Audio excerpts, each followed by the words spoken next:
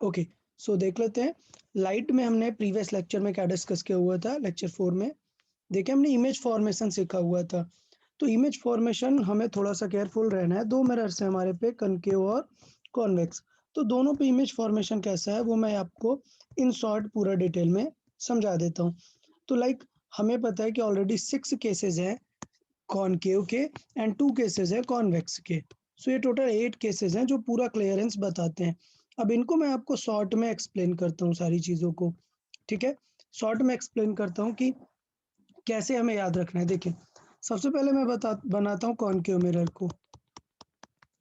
Concave mirror short में आपको कैसे याद रखना है, समझें। सपोज़ ऑब्जेक्ट इनफाइनाइट पर है, मतलब बहुत ही दूर रखा हुआ है। तो पहला केस होगा कि अगर इनफाइनाइट है then those will be the parallel rays, और वो रेज़ कहाँ पर पास होंगी? फोकस पे। फोकस। तो पहला होगा, जो कि रूल हमें बहुत ही सिंपली याद रहेगा कि कहाँ से पास होने वाला है? फोकस में से पास होगा। फिर फोकस का जो डबल डिस्टेंस का होता है दैट इज़ आवर सेंटर, और and centre that distance is called radius. Radius. Case 1 हो गया कि अगर इनफाइनाइट पे तो कहाँ पे बनेगा इमेज? फोकस पे। फोकस पे केस फोकस 2, अगर सी से लेके इस ज़ोन में कहीं पे है, इस पूरे ज़ोन में इनफाइनाइट से लेके सेंटर के पहले कहीं पर है, तो जो इमेज बनेगा वो बनेगा कहाँ पर? सी एंड सी एफ। और एफ के बीच में। तो इसका मतलब ये होगा कि जैसे ऑब्जेक्ट क्लोज आ रहा है, इमेज उसकी तरफ जा रहा है। ये जिस दिन आपको समझ आ गया तो मतलब केसेस तो कभी भूलेंगे ही नहीं। क्या होता है? ऑब्जेक्ट जिस तरफ आ रहा होता है, उसका इमेज हमेशा उसे अप्रोच करता है अपोजिट डायरेक्शन में। क्लियर? अच्छा, यस केस नंबर 3, जब वो इमेज सी पे पहुंच जाता है, तो उसका इमेज सी पर ही बनता है इन्वर्टेड। अभी देखो इन्वर्ट रेज़ क्या हो रही हैं? रियल में रिफ्लेक्ट होके आ रही हैं। तो मैंने ये थंब रूल आपको बताया कि अगर रियल में रेज़ रिफ्लेक्ट हो रही हैं, तो इमेज हमेशा कैसा रहेगा? इन्वर्ट। इसलिए मैंने उल्टा बनाया हुआ है इमेज। फिर थर्ड, ऑब्जेक्ट कहाँ पर पहुँच गया? Let's say C and F के बीच में कहीं, यहाँ कहीं पहुँच गया। तो इसका मतलब मैंने बताया क्या कि जैसे ऑब्जेक्ट क्लोज़र जा रहा है, उसका इमेज पास आ रहा था। सी पर दोनों इमेज एक साथ मिलेंगे और नेक्स्ट पॉइंट के बाद इमेज इधर दूर जाने लगेगा और ऑब्जेक्ट क्लोज़र आता जा रहा है मिरर के, ठीक है? अच्छा, तो ये हुआ सी एंड एफ वाला केस। फिर इसके बाद है अगर हमने एफ पर रख दिया, तो फिर इमेज हम बोलेंगे कि कहाँ पर बनेगा? इनफाइनाइट पे बनेगा। इनफाइनाइट। तो ये 5 केसेस सिंपल से थे। फिर अगर एफ के भी पास आता जा रहा है, तो अब ये कंडीशन थोड़ी-सी बदल जाती है कि जब वो एफ बस से पास आ जाता है, तो इमेज अब इस तरफ तो दूर जाते-जाते इनफाइनाइट तक चला गया, तो इधर तो स्पेस ही नहीं बचा ना। तो अब इसका मतलब इमेज कहाँ आएगा? इस तरफ आ जाएगा। कहाँ पर आएगा? इनफाइनाइट पे आएगा।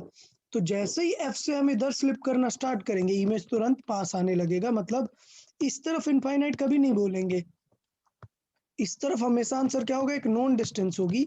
जितना क्लोज हम आते जाएंगे मिरर के, जितना क्लोज यहाँ पर आ गए, तो ये वाला भी इमेज क्लोज आता जाएगा। जितना क्लोज आते जाएंगे इमेज भी क्लोज आता जाएगा। एट द एंड सबका जो एंड पॉइंट होगा वो क्या होगा? पोल।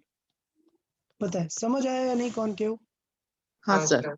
सर यानी हम ऐसे जनरल स्टेटमेंट दे सकते हैं क्या कि फोकस तक हम अगर ऑब्जेक्ट को पास ले जाते हैं तो ऑब्जेक्ट यानी इमेज दूर हो हाँ जाता है। नहीं, ऐसा नहीं होगा। सी अपोजिट तक होगा, पोजीशन। सी तक होगा। देखो ना, जैसे दूर ला रहे हैं वो फोकस से यहाँ तक आ रहा है, सी पर दोनों लोग मिलेंगे।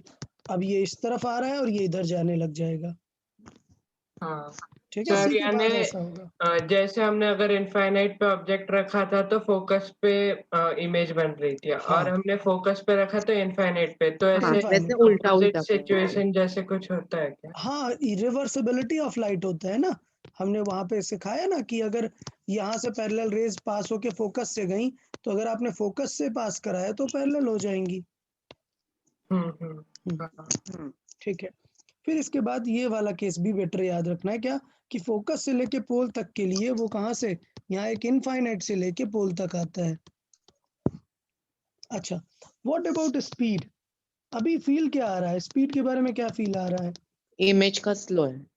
देखो यहाँ पर एफ से लेके हम कहाँ तक जा रहे हैं? पोल तक। ऑब्जेक्ट कितना गया? एफ से लेके पोल तक।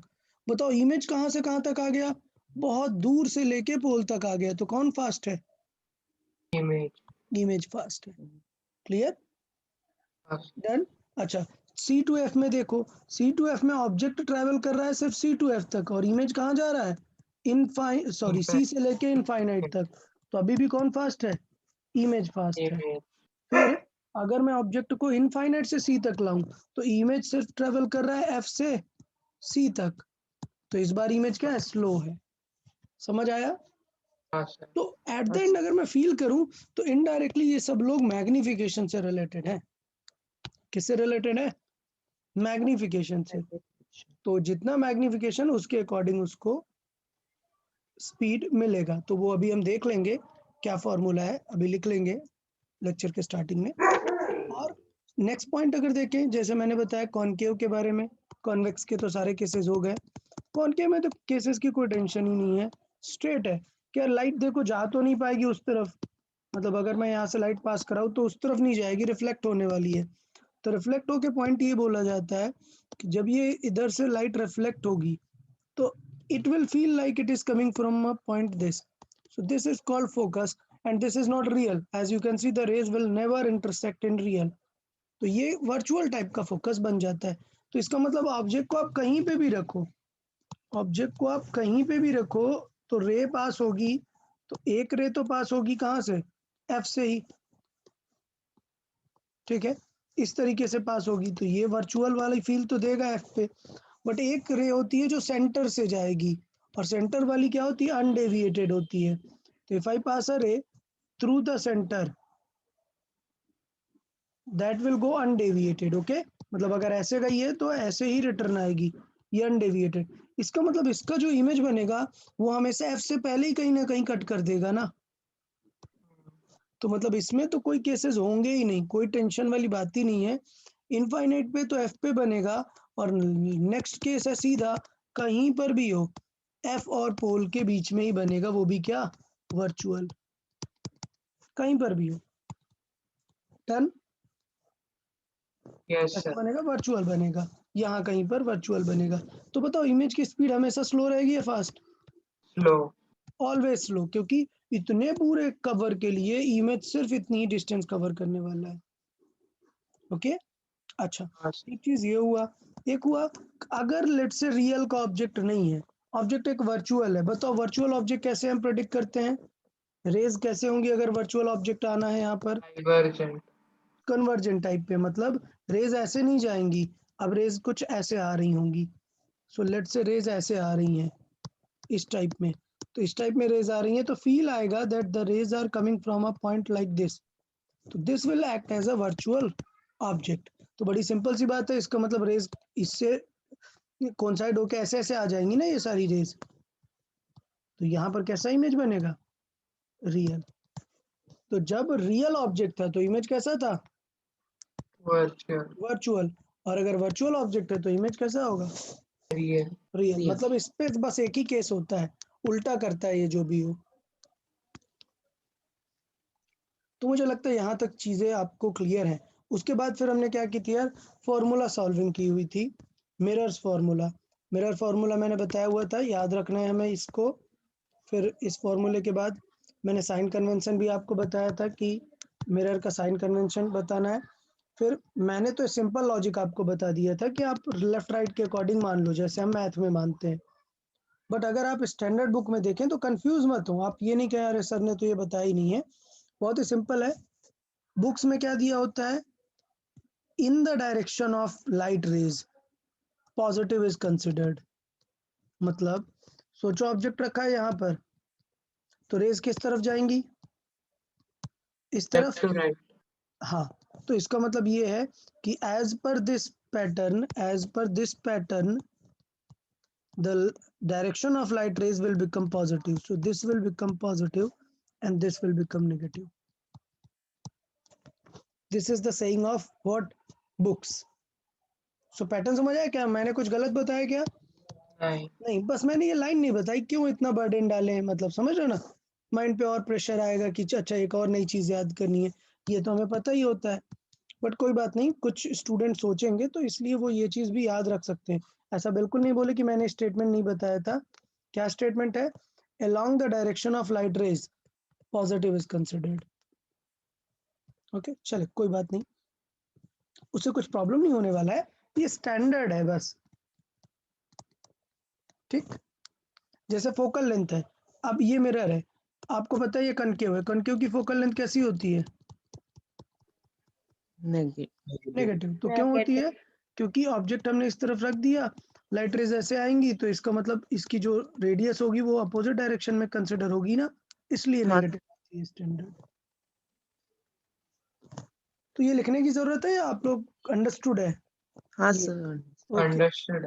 ओके। अदरवाइज आप लोग जब बुक्स पे देखोगे अपने एनसीईआरटी की बुक्स में, तो वो लाइन लिखी रहती है, तो आपको टेंशन लेने की जरूरत नहीं है। फिर मैंने डायरेक्ट फार्मूला बताया था कि स्कूल एग्जाम में मत यूज करना ये डायरेक्ट फार्मूला, ये दोनों स्कूल एग्जाम में सिर्फ वैलिड है, ये वाला और ये वाला। आपने एनसीईआरटी बुक भी देखी होगी तो आपको ये दो फॉर्मूले ही दिखे होंगे, ये वाला और ये। बाकी ये जो रिलेशन है हमने मिला के बनाया हुआ है, तो फास्ट सॉल्विंग के लिए आपको याद रखनी है। फिर हमने ऐसे क्वेश्चन सॉल्विंग किए, तो मुझे लगता है वो सारी चीजें क्लियर हैं। क्वेश्चंस में किसी को कोई डाउट यहाँ तक? नो नहीं सर। ओके, तो आज भी वही करते हैं, थोड़े से नो कुछ सर। सॉल्व करते हैं और फिर हम आगे कंटिन्यू करेंगे। तो कुछ क्वेश्चंस देख लेते हैं हम सॉल्विंग के लिए। तो प्रीवियसली हमने हाँ, अभी क्या स्पीड वाला मुझे अभी बताना था, जस्ट अभी हमने देखा था क्या, स्पीड रिलेशन। स्पीड रिलेशन देखें, स्पीड रिलेशन बड़ा ही सिंपल है। सपोज ये मिरर है, बात करें हम, लेट्स से ये मिरर है और कोई ऑब्जेक्ट है कहीं भी, हमें नहीं पता कि क्या सिचुएशन है, बस हम ये बोलेंगे कि लेट्स से अगर ये ऑब्जेक्ट है and this is the speed of object, और लेट्स से उसका इमेज कहीं पर बन रहा है, लेट्स से यहाँ पर कहीं पे बन रहा है, तो इमेज की भी स्पीड होगी अपनी। ठीक, तो कैसे रिलेटेड है दोनों? बहुत ही सिंपल है। एक्स एक्सिस में अगर मैं सॉल्व कर रहा हूँ, कहाँ पर? एक्स एक्सिस के लिए सॉल्व करें, तो स्पीड ऑफ इमेजेस, पहले तो देखो डायरेक्शन अपोजिट होगी, पक्का ना? ये समझ आया डायरेक्शन क्यों अपोजिट होगी? क्योंकि जब तक सी पर नहीं आ जाते हैं तब भी इनकी डायरेक्शन अपोजिट होगी, सी से इधर भी आ जाएंगे तब भी अपोजिट ही होगी ना, देखो डायरेक्शन हमेशा अपोजिट ही रहेगी। तो इसलिए ये याद रखना है कि speed of image is negative m square times of speed of object. तो याद है प्रीवियस प्लेन मिरर में क्या होता था? बताओ, प्लेन मिरर में स्पीड रिलेशन हाँ, नेगेटिव होता है। नेगेटिव। सिर्फ नेगेटिव। क्लियर? नेगेटिव क्यों? क्योंकि उसमें मैग्निफिकेशन कितना होता है प्लेन मिरर का? 1। 1। 1। सॉरी, +1 होता है प्लेन मिरर का। ओके, तो वो 1 का स्क्वायर करो तो वो वही आएगा ना, तो समझ आया ये चीज? अच्छा, ये तो है एक्स एक्सिस का, लेकिन यार वाई एक्सिस का थोड़ा सा अलग होता है। वाई एक्सिस का तो हाइट पे ही डिपेंड करेगा ना कि कितना फास्ट हाइट है उसका, मतलब हाँ कितना ज्यादा हाइट है। तो सपोज ये वाई एक्सिस में ऑब्जेक्ट जा रहा है इस तरीके से ऑब्जेक्ट, तो इमेज भी इस तरफ होगा, सो इनडायरेक्टली तो ये हाइट ऑफ ऑब्जेक्ट और हाइट ऑफ इमेज से ही तो रिलेटेड है ना। हाँ सर। स्पीड मतलब कितना ऊपर तक वो गया, तो हाइट ऑफ ऑब्जेक्ट और हाइट ऑफ इमेज कैसे रिलेटेड होते हैं? मैग्निफिकेशन। सिर्फ मैग्निफिकेशन से मैग्निफिकेशन। रिलेटेड होते हैं। तो इसका मतलब मैं डायरेक्टली बोल सकता हूँ दैट वाई एक्सिस के लिए स्पीड ऑफ इमेज जो होती है that is only -m times speed of object. तो ये याद रहेगा दोनों को। हाँ सर। हाँ सर। तो ये चीजें मैंने समझाई थी कि मैग्निफिकेशन बताता है कि स्पीड फास्ट होगी या कम होगी। अगर मैग्निफिकेशन 1 से ज्यादा है तो इमेज की स्पीड फास्ट होगी। समझ आया? हाँ सर। हाँ, हाँ सर। ओके, चलो, तो ये स्पीड रिलेशन था। अब हम वापस एग्जांपल्स में आते हैं। स्पीड रिलेशन के एग्जांपल नहीं, हम जो प्रीवियस एग्जांपल्स कर रहे थे उसी पर बेस्ड हम कुछ एग्जांपल्स करेंगे। तो प्रीवियस हमने काफी सारे वर्टिकल हाइट के एग्जांपल कर लिए थे, ऑब्जेक्ट का हाइट वर्टिकल था। चले आज एग्जांपल हम देख लेते हैं एक और। तो लेट्स से क्वेश्चन में आपको कौन सा मिरर दिया हुआ है? ये कॉनकेव है, लेट्स से इसका रेडियस है 40 सेंटीमीटर। क्लियर? या लेट्स से ओके, रेडियस है 40 centimetre, object is at 20 centimetre. ठीक है, so let's say this object height is 1 centimeter and this distance is 20 centimeter. चले find करें the height of image. Everyone answer in the chat box.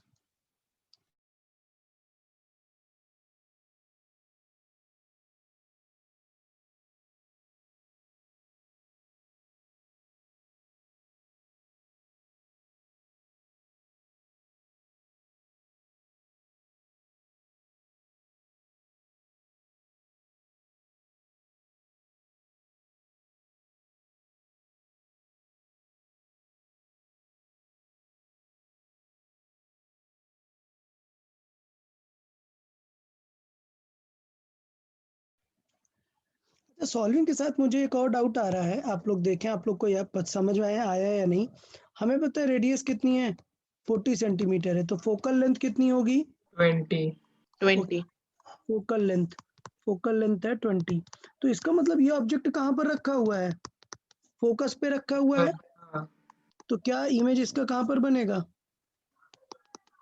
बाहर. अरे focus पे रखा होता है तो कहाँ पे बनता है, फोकस और पोल के बीच. Infinite Infinite.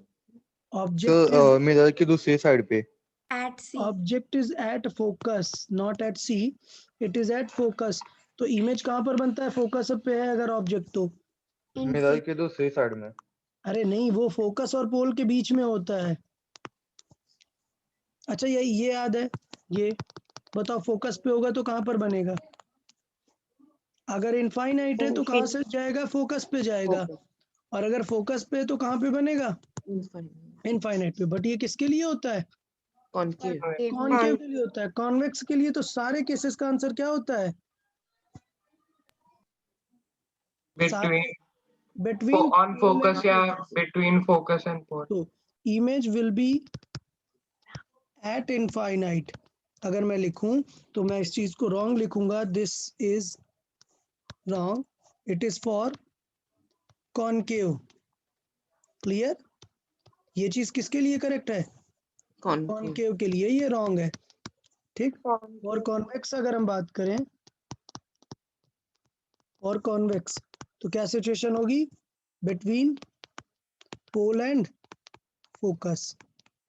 क्लियर, इसका मतलब आंसर क्या आना चाहिए आपका, पॉजिटिव आएगा या नेगेटिव आएगा, किस साइड बनता है इमेज, Positive side. इस तरफ बनेगा ना, पॉजिटिव आंसर आना चाहिए वी का, और कहां पर आना चाहिए, 20 से कम आना चाहिए, ठीक है। तो ये सॉल्व करना है। देखो 2 क्वेश्चन है, ऐसा नहीं टेंशन लेना, मैंने 2 क्वेश्चन पूछे, एग्जाम में अलग अलग आएगा। एग्जाम में इधर पोजीशन पूछेगा या फिर क्या पूछेगा, हाइट। अगर हाइट पूछेगा तो फिर क्या यूज करेंगे हम, अगर हाइट पूछेगा तो हाइट मतलब क्या, मैग्निफिकेशन वाला फार्मूला यूज और करें. पोजीशन पूछेगा तो हम मिरर्स फार्मूला यूज करेंगे। तो चले पहले हाइट के बारे में बात कर लेते हैं। तो हमें क्या चाहिए, मैग्निफिकेशन चाहिए। सो हाइट ऑफ इमेज क्या हो जाएगा, magnification into height of object sir, लेकिन मैग्निफिकेशन पता नहीं है तो फिर वो f फाइंड कर लेंगे। Minus where m is equal to, क्या फॉर्मूला है बताएं, हमें क्या चीज पता है, u पता है, तो u के टर्म्स में बताओ यार। f by f minus u. Okay very good, f by f minus u। तो यार f को विद साइन रखना है, बताओ इसका फोकल लेंथ किस तरफ है, इस तरफ है ना, तो साइन कैसा होगा, Positive. पॉजिटिव होगा। तो मैं प्रॉपर ही लिख देता हूँ, this is +20 over +20 minus u किस तरफ है, Negative side. नेगेटिव डायरेक्शन में, ठीक है, -20. तो माइनस का 20 है। सो ये याद रखना है कि अगर नहीं रखोगे साइन तो ये सब कुछ इनफाइनाइट जीरो आ जाता, बट अभी क्लियर है, ऐड होगा, आंसर क्या आएगा 1/2। क्लियर, तो इसका मतलब क्या हो जाएगा then, Height of image half centimeter. Half into 1, so answer will be 0.5 centimetre. अच्छा इमेज कैसा है, इन्वर्टेड आ रहा है या स्ट्रेट आ रहा है, Straight or virtual. क्योंकि देखो प्लस ही आ रहा है ना, तो प्लस मतलब समझ जाए, इमेजेस इरेक्ट, सो प्लस आ रहा है मतलब इमेजेस इरेक्ट, और इरेक्ट है मतलब वर्चुअल है। ठीक है, तो ये चीजें क्लियर हो गई मुझे लगता है। अभी मान लो पोजीशन चाहिए v चाहिए, तो अब ये मत सोचना कि क्वेश्चन में हमने m फाइंड कर लिए, नहीं, हम क्या यूज करेंगे कि ये दो डिफरेंट क्वेश्चंस हैं। अगर m पूछा है तो इस वाले से डायरेक्ट कर सकते हैं, और अगर आपसे पोजीशन पूछा है तो क्या यूज करना चाहिए, मिरर्स फॉर्मूला। क्लियर? सर या फिर अगर हमने m निकाला है तो अभी यूज हाँ, कर सकते हैं। कर सकते हैं, मैं यही बताना चाह रहा हूँ कि एग्जाम में ये दोनों क्वेश्चन जब अलग हैं तो क्यों m निकालूंगा मैं। हाँ अच्छा। ठीक है, मैं ये इसीलिए मैं तब से हाईलाइट कर रहा हूँ वर्ड कि ये दो डिफरेंट क्वेश्चंस हैं, तो इसलिए दोनों को अप्रोच करने का बेस्ट मेथड होगा कि दोनों को सेपरेट, इसे चाहिए तो आप डायरेक्ट मैग्निफिकेशन सॉल्व करें, और ये चाहिए तो हम 1/f is equal to 1/u plus 1/. Okay, तो अभी कर लेते हैं। 1/f कितना है, प्लस का 20 है, क्लियर है?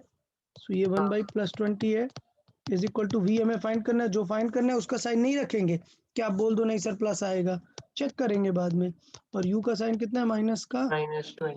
20, तो इस तरफ ऐड हो जाएगा। सो 1/v इज इक्वल टू आ जाएगा 1/20 plus 1/20, so it will be 2/20, 1/10. so it will be 1/10, so 1/v will become 1/10, flip कर दें v is क्योंकि equal to 10. Invert, so v is equal to आ जाएगा +10 सेंटीमीटर। देख रहे हैं, आंसर कम आना चाहिए था और आ रहा है। हाँ। तो इस तरीके से हम चीजों को अप्रोच कर सकते हैं। बताए किसी को कोई डाउट यहाँ तक समझ आया? तो दोनों की सॉल्विंग वगैरह मुझे लगता है भी आप लोग को ओके हो गया होगा, सॉल्विंग में कोई टेंशन नहीं है। ठीक है, ओके गुड। चले एक और एग्जांपल फिर देख लेते हैं हम, एक और एग्जांपल। इस बार आप लोग सॉल्व करके सेल्फ आपको माइंड यूज करना है अपना खुद से, और चैट बॉक्स में आंसर करना है। Let's see.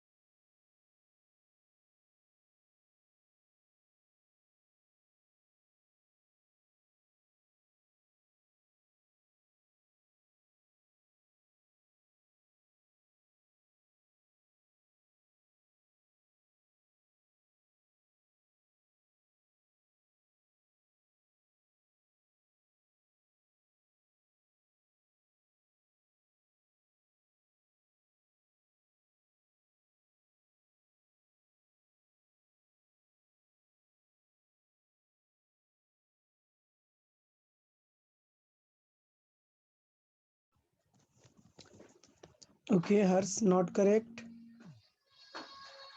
Tanmayi not correct, Aastha not correct. यार ऑब्जेक्ट बताओ, अवे फ्रॉम सी रखा है ना हाँ सब लोग, तो यार इमेज का साइज छोटा होना चाहिए, बड़ा होना चाहिए? सर लेकिन उसका एक पार्ट सी पे नो भी नो है नो ना, नो, यानी वो बात ठीक है। Just first think about it कि अगर 10 सेंटीमीटर की रॉड है तो उसका आंसर क्या होना चाहिए, 10 से तो कम आना चाहिए। सबको देखो, सब लोग आंसर एकदम 10 से ऊपर ही दिए जा रहे हो। तो आपको क्या लगता है कि इस रॉड का इमेज कैसा बन रहा होगा? सोचें, एक बार थॉट दें। एक आई गेस तन्मयी ने काफी करेक्ट आंसर दिया, थोड़ा सा सोचने की जरूरत है। एक 1 मिनट आप लोग सोचें, देन मैं एक्सप्लेन करता हूँ। पहले सोचें एक बार।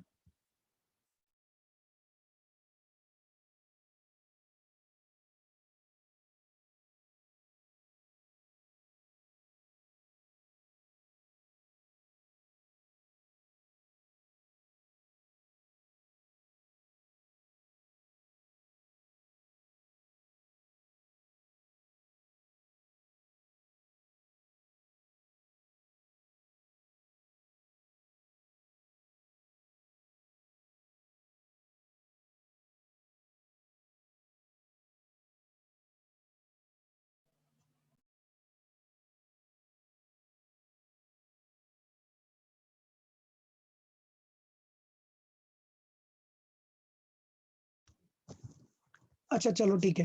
देखिए यार, अभी सोचो, फील करो यार, ये मिरर है और ये ऑब्जेक्ट ऐसे रखा है। मिरर को क्या कुछ फर्क पड़ता है क्या कि ये कौन है? कुछ फर्क नहीं पड़ता। मिरर को तो एक चीज पता है कि ये पॉइंट है, इसका इमेज बना दो। लेट्स से इसका इमेज यहाँ पर बना। ये एक पॉइंट है, इसका इमेज बना दो। ये एक पॉइंट है, इसका इमेज बना दो। ये एक पॉइंट है, इसका इमेज बना दो।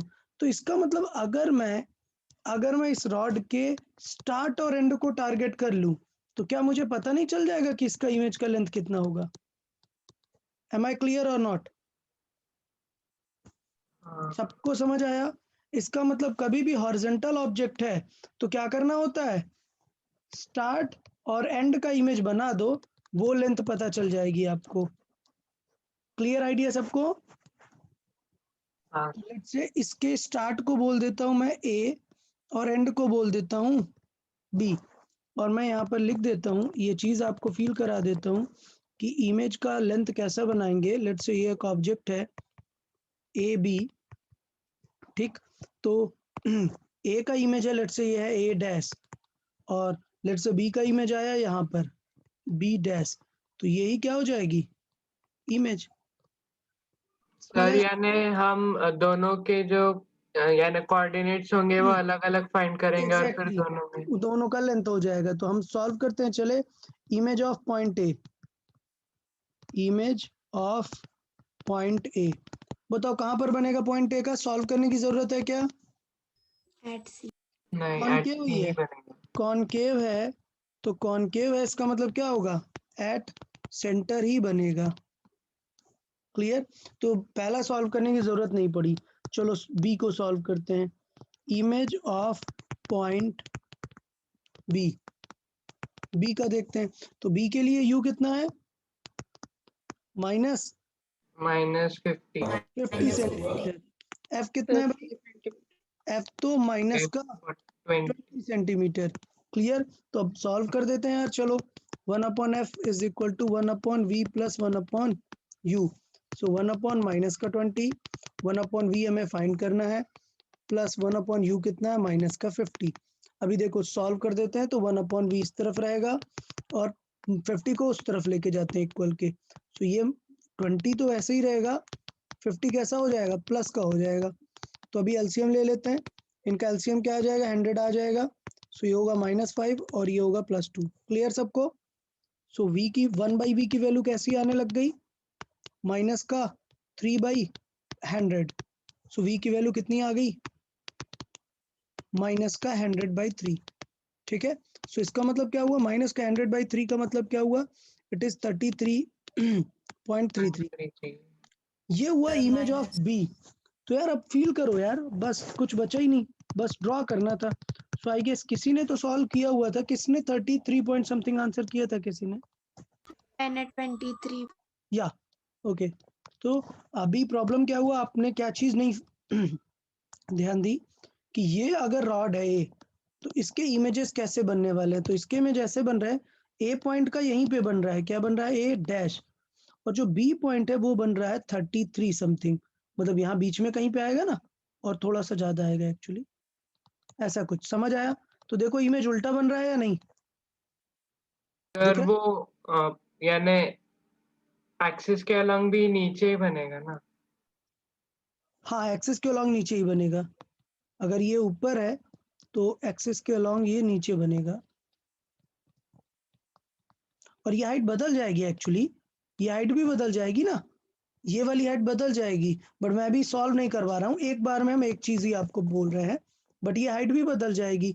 ए वाली सेम रहेगी, बी वाली छोटी हो जाएगी या बड़ी? बताओ, यूज योर छोटी हो सेंस, यूज योर सेंसेस। सोचो मैंने ऐसा एक लूप रख दिया है, सो इट इज क्लियर कि ये तो इतना हाइट रहेगा, बट क्या बी भी इतना हाइट रहेगा? छोटा होगा या बड़ा होगा? छोटा होगा। सबको समझ आया छोटा क्यों होगा? क्योंकि सी से अगर इस तरफ है तो ऑब्जेक्ट का इमेज इस तरफ बनता है ना, और कैसा बनता है? Smaller in size. इसका मतलब जो फाइनल इमेज दिखेगा वो आपको ऐसा कुछ दिखेगा। क्लियर? ये क्लियर है सबको? Yes sir. ओके गुड, ठीक है। तो ये चीज हो गई, ये हमें पता है कि ये जो है ये है 100/3। सो ये रिमेनिंग कितनी हो गई? ये रिमेनिंग लेंथ। क्लियर? सो यहाँ पर हम देख लेते हैं, लेंथ ऑफ इमेज हम बात कर लेते हैं।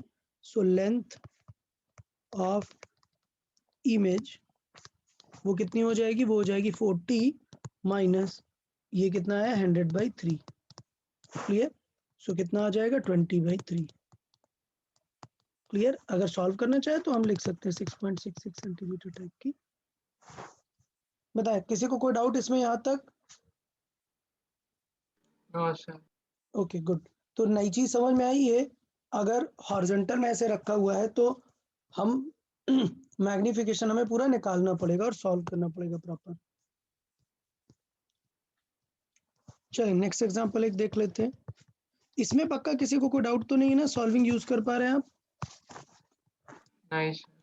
ओके अभी देखो यार, सपोज ये प्रिंसिपल एक्सिस है, यहाँ पर हमारा फोकस है, यहाँ पर हमारा सेंटर है, और यहाँ पर लेट्स से एक वाटर ड्रॉपलेट रखी हुई है।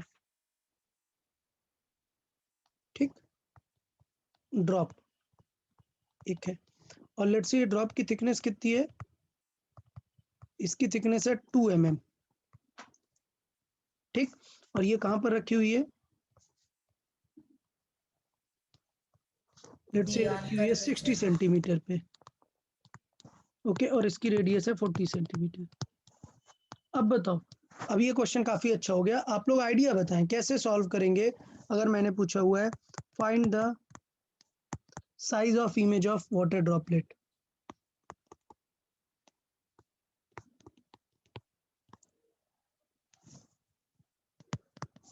बताए। आइडिया बहुत इंपॉर्टेंट है, फिर उसके बाद हम सॉल्विंग करेंगे। सर वो वाटर ड्रॉपलेट की कुछ ब्रेड्थ भी होगी ना? हाँ वो इग्नोर कर रहे हैं हम, हाइट इग्नोर कर रहे हैं, हम सिर्फ विड्थ ही बोल रहे हैं। थिकनेस मतलब यहाँ पे हम विड्थ ही डिस्कस कर रहे हैं। ये 2 mm है। ठीक है, तो क्वेश्चन तो इस टाइप का हुआ, क्वेश्चन तो किस टाइप का हुआ? ये वाले टाइप का हुआ। कोई डाउट किसी को? ये वाले टाइप का हुआ, लेकिन सॉल्विंग बहुत टफ हो जाएगी। क्यों? क्योंकि एक बार आप पॉइंट क्या लेंगे? 60 सेंटीमीटर लेंगे, और नेक्स्ट पॉइंट अगर ये 2 सेंटीमीटर होता तो क्या लेते हैं? 62 सेंटीमीटर यू ले लेते हैं और सॉल्व कर देते हैं। समझ आया सबको? हाँ, लेकिन इसमें लेकिन ये 2 mm है, मतलब ये 60.2 आएगा, तो ये तो सॉल्विंग टफ हो जाएगी ना बहुत, देख रहे हो? तो इसका मतलब ये है कि ये स्पेशल पॉइंट है। अगर हॉरिजॉन्टल में, क्या हॉरिजॉन्टल में जो ऑब्जेक्ट है अगर उसकी थिकनेस क्या है? बहुत ही छोटी है, तो उसे हम किसके जैसे ट्रीट कर सकते हैं? स्पीड की सॉल्विंग के जैसे ट्रीट कर सकते हैं। मतलब स्पीड क्या होता है? स्पीड होता है डिस्टेंस कवर्ड अपॉन टाइम। ठीक है, स्पीड क्या होता है? dx/dt, distance covered upon time. तो सोचो कोई स्टूडेंट अगर कोई लेट्स से ऑब्जेक्ट ये है, यहाँ से यहाँ तक ट्रेवल कर रहा है किसी पर्टिकुलर टाइम पे, तो उसके इमेज की स्पीड यही तो बताएगी ना हमें कि वो इतने कम टाइम में कितना ट्रेवल कर लेगा। अगर मैं स्पीड ऑफ ऑब्जेक्ट पूछूं और स्पीड ऑफ इमेज पूछूं, तो एक छोटे से इंटरवल के लिए जो स्पीड ऑफ ऑब्जेक्ट होगी वो इस डिस्टेंस को रिप्रेजेंट करेगी, और स्पीड ऑफ इमेज होगी वो इस डिस्टेंस को रिप्रेजेंट करेगी। मैं बड़ी डिस्टेंस के लिए क्यों नहीं यूज कर सकता हूँ? क्योंकि स्पीड बदलती है। स्पीड किसके वजह से बदलती है? एम स्क्वायर की वजह से बदलती रहती है। तो जब हमें छोटी डिस्टेंस होता है तो हमें स्पीड का लॉजिक लगा सकते हैं, बड़ी डिस्टेंस के लिए स्पीड नहीं लगा सकते कि आप एम स्क्वायर टाइम्स कर दो। अगर एम स्क्वायर करोगे तो कहाँ का एम पिक करोगे, बी का, सी का, बीच वाले पॉइंट का, सब पे एम क्या हो रहा है, बदल रहा है ना एम। ठीक, तो अगर ये लेंथ बहुत ही छोटी है तो मैं बोलूंगा कि यार एम का मुझे पता ही नहीं, एम बदल ही नहीं रहा है, 2 mm मतलब बिल्कुल भी नहीं बदलेगा, जो एम 60 m पे होगा वही वाला हम यूज कर लेंगे पूरे के लिए। आइडिया समझ में आया? तो मैं यहाँ पे लिखता हूँ कि कैसे अप्रोच करते हैं इस टाइप के क्वेश्चंस को। For smaller objects and their image in horizontal direction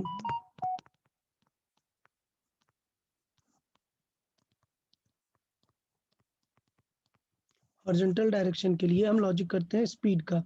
so length of image is basically minus M square times of length of object. याद रहेगा सबको? सर हाँ। मुझे एक डाउट है हाँ पूछे। सर, इसमें नहीं सर, वो रॉड वाला क्वेश्चन आपने वो v इज इक्वल टू -100/3 आया, हाँ तो हम उसके बाद ये कर सकते हैं कि -v/u is equal to h, मतलब हाइट ऑफ इमेज अपॉन 10, तो उससे भी 6.66 ही एक आंसर है। Second, height of what height of image upon height of height of object is object, equal हाँ, टू हम अगर हाइट ऑफ ऑब्जेक्ट को 10 मानकर लाइक, नहीं नहीं, वो तो बिल्कुल गलत हो गया, मतलब प्रोसेस एकदम गलत है। ये जो हाइट की बात ही नहीं हो रही है, यहाँ पे तो लॉन्गिट्यूडनल डिस्टेंस की है। दैट इज लक कि हमारा आंसर 6.66 आ रहा है, that is just a luck, but solving तो एकदम अलग होगी, समझ गए ना आप? वो तो हाँ हाइट सर। के लिए है कि अगर बी पॉइंट पे कोई रॉड रखी है 10 सेंटीमीटर की, तो उसका यहाँ पे हाइट कितना बनेगा, 10/3 बनेगा। So that is your luck कि आपको ये आ गया 10/3, सॉरी 20/3 या जो भी है। ठीक है। यस। यहाँ पे हम वर्टिकल हाइट्स की बात नहीं कर रहे, तो एम वाला फॉर्मूला यूज ही नहीं करेंगे। लॉन्गिट्यूडनल का यहाँ पर समझ आया? तो इसका मतलब इस क्वेश्चन को सॉल्व करने के लिए हमें क्या चाहिए था? All we needed was find magnification at 60 centimetre. Sir या सर लेकिन हमने लेंथ और यानी यहाँ तो ऑब्जेक्ट मूव हो ही नहीं रहा, तो फिर हमने स्पीड को लेंथ से। मैंने वही बताया कि लेट से अगर ऑब्जेक्ट मूव होगा तो स्मॉल डिस्टेंस जो dx/dt है, तो सेम टाइम पे अगर इसने dx कवर की और सेम टाइम पे इसका इमेज कितनी कवर कर लेगा, वही तो हम इनडायरेक्टली बोल सकते हैं कि इसका इमेज कितना बड़ा होगा। जितना जल्दी इसने कवर किया थोड़ी सी डिस्टेंस, उतनी देर में इमेज कितनी कवर करेगा, तो इनडायरेक्टली वही तो उसकी लेंथ हो गई ना, जितनी वो डिस्टेंस कवर करने वाला है। क्योंकि एट द एंड हम यही तो बनाते हैं कि इस पॉइंट का इमेज बनाओ कहाँ पर है और इस पॉइंट का इमेज बनाओ कहाँ पर है। अगर ये डिस्टेंस बहुत ही छोटी है तो टाइम बहुत ही कम लगेगा, तो मैं स्पीड का लॉजिक लगा सकता हूँ ना। Instead of solving these 2 points I can just say कि इतनी डिस्टेंस अगर कर रहा है ऑब्जेक्ट तो इमेज कितनी कवर करेगा। ओके। हाँ। तो इसका मतलब मुझे क्या चाहिए था, मैग्निफिकेशन एट 60 सेंटीमीटर चल जाए तो काम बन जाएगा। तो हम फाइंड करते हैं, u के टर्म्स में पता है तो f upon f minus u। f कितना है देखो, f कितना है इस क्वेश्चन के अकॉर्डिंग? 20 प्लस या माइनस कैसा है? माइनस। माइनस, क्योंकि लेफ्ट तरफ पे है। सो ये हो गया -20 divided by again -20 minus of u कितना है, माइनस का 60। थोड़ा सा सॉल्व करते हैं। So this will become -20 over -20 minus minus plus 60। सो इसका मतलब ये हो जाएगा -20 बाई +40। क्लियर? आंसर कितना है, -1/2। समझ आया सबको? तो इसका मतलब लेंथ ऑफ इमेज कितनी हो जाएगी, माइनस ऑफ -1/2 का स्क्वायर इंटू 2 mm। क्लियर? सो कितना आ जाएगा, लेंथ ऑफ इमेज होगी माइनस ऑफ 0.5 mm। वो ड्रॉपलेट इतनी छोटी दिखेगी हमें, 1/2 का स्क्वायर किया 1/4 हो गया, और माइनस क्या बता रहा है, सिर्फ उल्टा दिखेगी। ठीक है? हाँ, तो इन्वर्टेड दिखेगी बस। मतलब कैसे दिखेगी, बहुत ही सिंपल है। ये लेट से ड्रॉप है तो मिरर के अंदर ड्रॉप खुद को देखेगी इस तरीके से, ये ए है ये बी है, तो इसे लगेगा कि ए इधर है और बी इधर है। समझ आया? फर्स्ट फेस फर्स्ट दिखेगा, जानते हैं ना आप मिरर में, ठीक है। तो बताएं ये समझ में आया क्या? हॉरिजॉन्टल की चीजें समझ में आई? हाँ सर। हाँ, तो इस टाइप को हम कर सकते हैं चीजों में। अभी नेक्स्ट पॉइंट देख लेते हैं कि अगर डबल मिरर आ जाते हैं तो क्या होता है। ठीक है, तो यहाँ पर हम नेक्स्ट पॉइंट देखेंगे, combination of mirrors. So combination of mirrors. देखिए, तो यार प्लेन मिरर का कॉम्बिनेशन तो हम सीख चुके हैं। प्लेन मिरर में किसी को दिक्कत है? याद है प्लेन मिरर में? यहाँ पर हम देखते हैं मल्टीपल मिरर्स की वजह से। सपोज एक मिरर है हमारा ये और एक मिरर है ये, ठीक है। एग्जाम्पल वाइज सीखते हैं, चले एग्जाम्पल वाइज ही सीख लेते हैं तो बेटर रहेगा, क्लियर हो जाएंगी कॉन्सेप्ट सारे। सपोज ये दो मिरर है, मैं नेम दे देता हूँ, लेट्स से ये M1 है और ये M2 है, और इनके बीच की कुछ डिस्टेंस है, लेट्स से कितनी डिस्टेंस है, कुछ एज्यूम कर लेते हैं, लेट्स से 60 सेंटीमीटर, ओके। और ये R है 40 सेंटीमीटर। तो लेट्स से ऑब्जेक्ट रखा हुआ है कहीं पे बीच में, अगर हम यहाँ पर बनाए, ये प्रिंसिपल एक्सिस है, तो ये ऑब्जेक्ट रखा हुआ है, लेट्स से यहाँ पर है, ये ऑब्जेक्ट है 10 सेंटीमीटर में यहाँ से।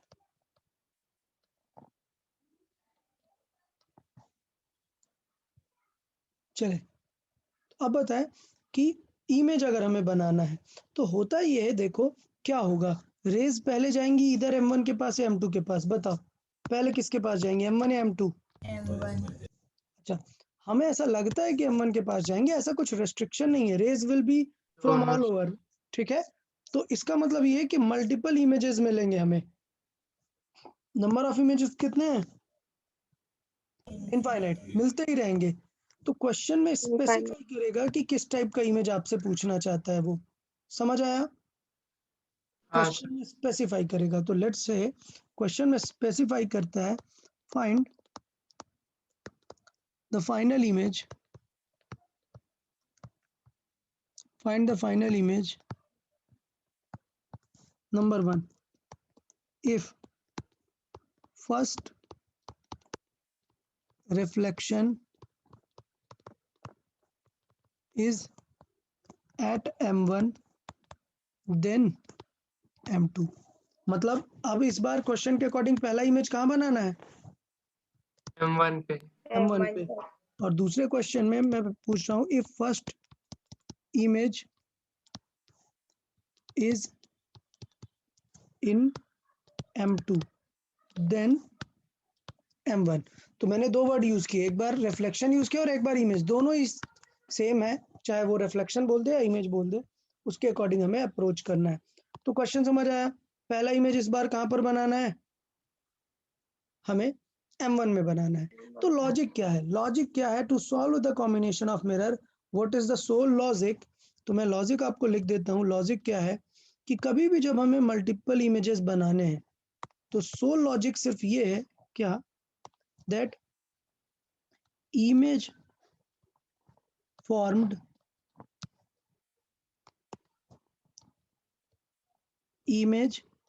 formed in first mirror acts as an object और सेकंड मिरर। या for second mirror। मतलब क्या है इसका? मतलब क्या है देखें, इसका मतलब ये है कि अगर मैंने क्वेश्चन आपसे पूछा कि यार पहला रिफ्लेक्शन किस में हुआ है, मिरर 1 में हुआ है, और दूसरा फिर इसके पास, तो इसका मतलब ये हुआ कि ये जो ऑब्जेक्ट है इससे रेज हर तरफ जा रही हैं, इसके पास भी जा रही हैं और इसके पास भी जा रही हैं। क्या ये वाला हमें इमेज बनाना है क्या? नहीं, हमें इस मिरर के पास पहले लेके ही नहीं जाना है रिफ्लेक्शन। समझ आया? मतलब ये वाली लाइन कट, इसे ऑब्जेक्ट दिख ही नहीं रहा, दिख रहा है इमेज होंगे लेकिन वो हम सॉल्व ही नहीं करना चाह रहे, क्वेश्चन हमसे वो पूछा ही नहीं है। तो हम क्या सॉल्व करेंगे कि पहले रेज गई इसके पास और इससे रिफ्लेक्ट होके आई इस मिरर के पास। तो इस बेचारे मिरर को क्या लगेगा कि रेज तो कहाँ से आ रही हैं, यहाँ से आ रही है ना। तो इसका सर मतलब ये लेकिन नहीं है, ऑब्जेक्ट में से भी रेज जाएंगे ना। वही मैं बताना चाह रहा हूँ कि ऑब्जेक्ट में से रेज जा रही हैं, लेकिन ये क्वेश्चन ही नहीं है। क्वेश्चन में बोल रहा है कि ऑब्जेक्ट से जो रेज m1 में पहले जा रही हैं उनको देखना ही नहीं है आपको। समझ आया? ऑब्जेक्ट से अच्छा। दोनों में रेज जा रही हैं, बट क्वेश्चन चाहता है, क्वेश्चन की डिमांड है that first reflection is at m1 then m2। तो सर m2 के यानी पास हमें रिफ्लेक्शन कहाँ का निकालना होता है फिर, M1 का या M2 का फाइनली में? फाइनल m2 के बाद दोनों का कॉम्बिनेशन, मतलब दोनों दो इमेज निकालने, पहले m1 फिर m2, फाइनल मतलब m2 विल बी कंसिडर्ड। ठीक है? तो m2 को क्या लगेगा कि ऑब्जेक्ट कहाँ रखा है, यहाँ पर रखा है। समझ आया? ठीक है, तो चले देख लेते हैं, इसे देख लेते हैं। ये एग्जांपल सॉल्विंग है। चले तो बताएं कितनी दूर रखा है ये मिरर से ऑब्जेक्ट? 10 सेंटीमीटर। 10 सेंटीमीटर क्वेश्चन में गिवन है। ये 10 है, ये 50 है। तो इमेज कहाँ पर बनाएगा बेटा? अगर ये 10 है तो इमेज कहाँ पर बनेगा? बैक साइड पे 10 पे। ओके, तो this I will call image number 1। ठीक, इन mirror 1। Now I will say I1 will act as U for concave mirror. Clear? M2 done. तो अब बताओ, सॉल्व कर देते हैं फॉर M2। देखें फॉर M2, M1 की तो कोई टेंशन नहीं, डायरेक्टली पता चल गया। M1 तो मतलब ऐसे डायरेक्टली पता चल गया है। M1 ये हो गया M2। अब बताओ U कितना हो गया M2 के लिए? 70 -70। माइनस का 70। सबको क्लियर समझ आ गया ना? ओके, F कितना है? माइनस का 20 -20 सेंटीमीटर। चलो फिर सॉल्व करके बता दें। 1/f is equal to 1/v plus 1/u। तो इसे सॉल्व करेंगे, देन बताएं v की वैल्यू क्या आएगी, जल्दी से सॉल्व करें। चले सब लोग जल्दी से सॉल्व करें और v की वैल्यू निकाल के बताएं हमें। सर -14/5।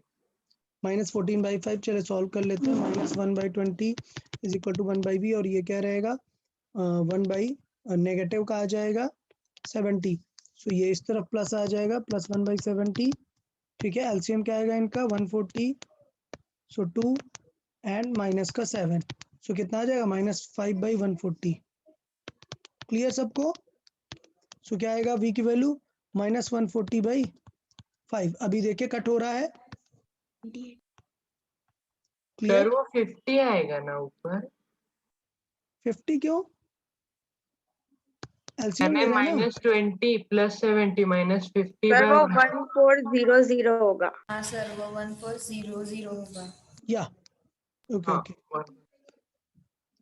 देखें नहीं यहाँ पे हमने एलसीएम लिया ना, हमने सिर्फ क्या लिया 14 लिया ना।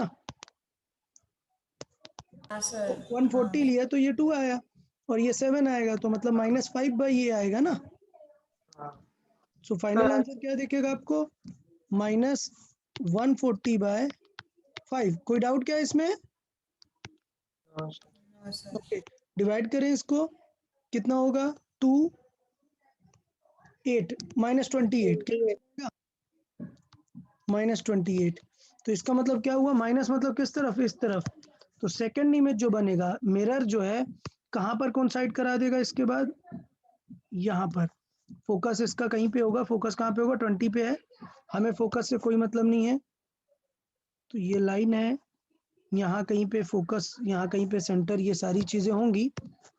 ये फोकस, ये सेंटर, और कहाँ पर इमेज ये पेंट करा देगा 20 बिटवीन सेंटर एंड इस तरीके से। क्लियर? So this we will call our final image, this one, this will be I2। अभी इसके बाद मल्टीपल होंगे, फिर I2 वापस से जाएगा किसके पास, मिरर के पास, दिख रहा है, फिर फॉर्मेशन होगा। बट हमें उतना नहीं करना होता, हमें सिर्फ 2 इमेजेस देखने होते हैं, ठीक है। So this I2 will be called as a final image. समझ आया? Yes sir. हाँ Okay. Sir. So I2 is called as final image. चले, तो इस बार नेक्स्ट वाला मैं चाहता हूं कि आप लोग ट्राई करें, सेकंड वाला ट्राई करें। First make the image in M2 then in M1, clear? और सॉल्व करके एक बार रखें, फिर मैं एक बार डिस्कस कर लेता हूं। चले आप लोग ट्राई करें जल्दी से सेकंड पार्ट।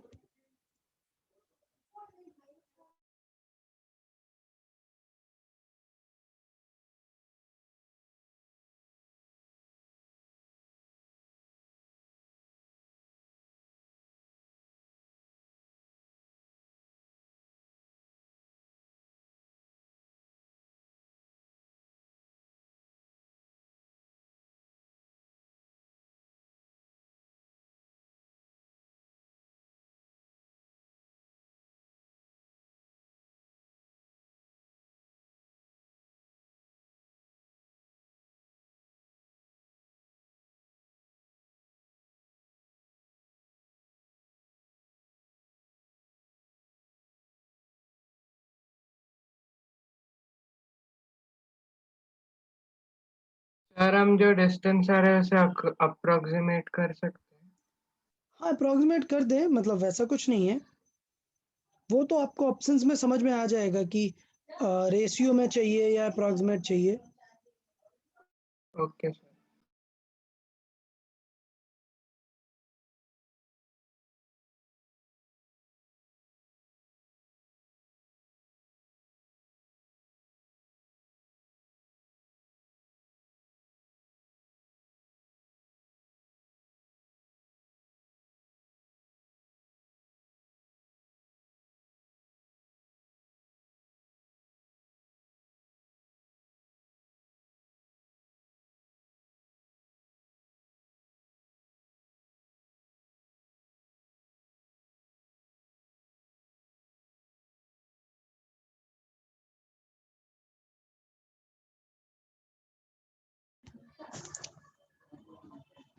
देख लेते हैं, आ जाना चाहिए। आप लोग सॉल्व करते रहे, मैं भी यहाँ पर स्टार्ट कर देता हूँ पार्ट 2। पहले ये हमने पार्ट 1 सॉल्व किया है, डिफरेंट क्वेश्चन है। क्वेश्चन की डिमांड होगी कि हमें किस तरीके से पहले सॉल्व करना है। तो भी क्वेश्चन की डिमांड है कि पहले हमें इमेज किस पे बनाना है, मिरर में बनाना है। जिसको आंसर सॉल्व होता जा रहा है वो सेंड कर दे हमें, बाकी मैं यहाँ पे सॉल्व करता हूँ, किसी को डाउट रहेगा तो देख लेगा। तो ये इनिशियली ऑब्जेक्ट है, ये इनिशियली ऑब्जेक्ट है। अभी हमें पहला इमेज जो है M2 पे बनाना है, फिर हमें M1 पे बनाना है, ठीक है। सो M2 को हम बोलेंगे फर्स्ट वो, सो फॉर M2 के लिए अगर हम सॉल्व करेंगे तो अभी M2 को हम सॉल्व कर रहे हैं, तो M2 के लिए U क्या बन जाएगा, यही ऑब्जेक्ट बन जाएगा -50 सेंटीमीटर। F कितना बन जाएगा, -20, तो F था ही। सॉल्व कर देते हैं, 1/f is equal to 1/v plus 1/u। So it is -1/20 is equal to 1/v हमें सॉल्व करना है, और प्लस ये 1/- का 50। सो माइनस इस तरफ जाएगा, +50 बन जाएगा ये। सो 1/v इज इक्वल टू आ जाएगा क्या, -1/20 प्लस 1/50। सो एलसीएम ले लें, आ जाएगा 100। सो -5 + 2 तो कितना आ जाएगा, -3/100। ठीक, तो फ्रैक्शन में ले सकते हैं, ऐसा कुछ नहीं है। v आ गया -100/3। ठीक, तो इसका मतलब ये हुआ कि इससे रेस गई यहाँ पर, अगर मैं यहाँ से देख रहा हूँ कि लेट से रेस जा रही हैं किसी पर्टिकुलर उसमें, तो ये लेट से रेस इसके पास से गई, ये ऑब्जेक्ट के पास। अब ये रेस कहाँ पर कोइंसाइड हो रही हैं, C और F को लोकेट कर देते हैं। तो लेट से ये C है, ये F है। देखो 100/3 मतलब कितना है डिस्टेंस, 33.3। 33.3, मतलब कि F C से थोड़ा पहले ही आ जा रहा है, ठीक है। तो इसका मतलब यहाँ कहीं पे जा रहा है, डन, हाँ यहाँ कहीं पे जाएगा। तो ये सिचुएशन हो गई, इसे फील आएगा कि यहाँ पर जा रहा है। और उसके बाद इस मिरर को यहाँ पर हम बोल देंगे कि this will be our image number 1, image number 1। अब ये वाला कहाँ पे जाएगा, इस मिरर के पास जाएगा,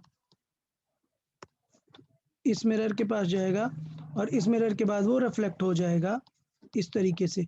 तो इस मिरर को क्या लगेगा कि ये लाइट रे कहाँ से आ रही है, ये किसी इस वाले पॉइंट से आ रही है। तो this will become what, I2। Image 2। Clear. तो अभी ये जस्टिफाई करना पड़ेगा यार, चेक कर लेते हैं कि ये डिस्टेंस कितनी है। ये हमारी जो आई है दैट इज 100/3। ओके सबको। तो ये सर डिस्टेंस वो कितनी हो जाएगी, -33 ले ले तो इजी पड़। मैंने बताया ठीक है, बट वो फिर 33.33 इग्नोर हो जाएगा ना।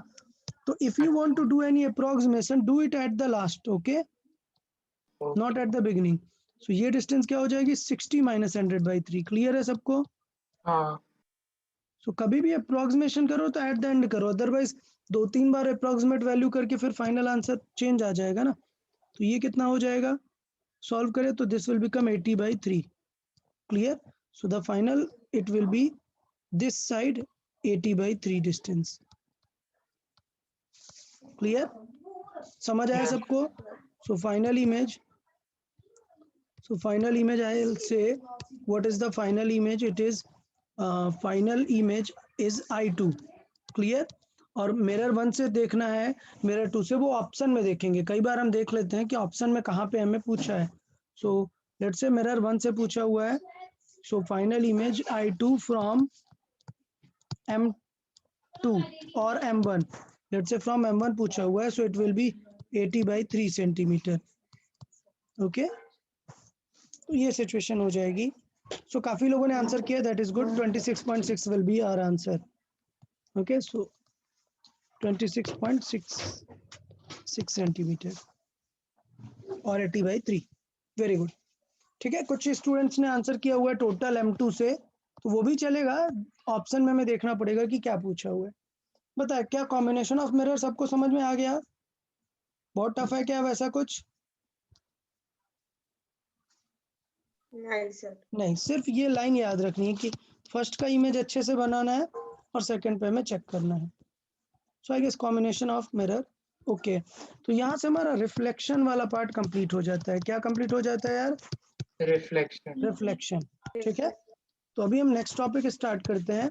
लाइट का दूसरा जो पोर्शन है दैट इज कॉल्ड रिफ्रैक्शन।